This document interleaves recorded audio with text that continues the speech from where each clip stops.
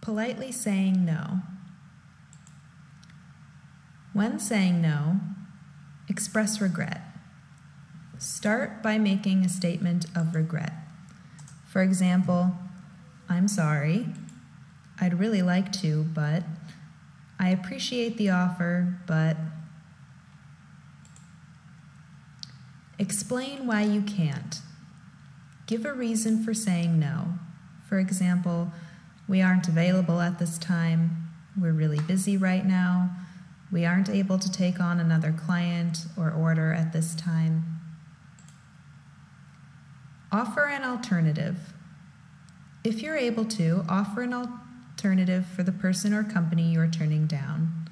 For example, we might be able to help you at a different time, or someone else might be able to help you. More examples of saying no. I would really like to help you, but thank you for the offer, but I'm already working on.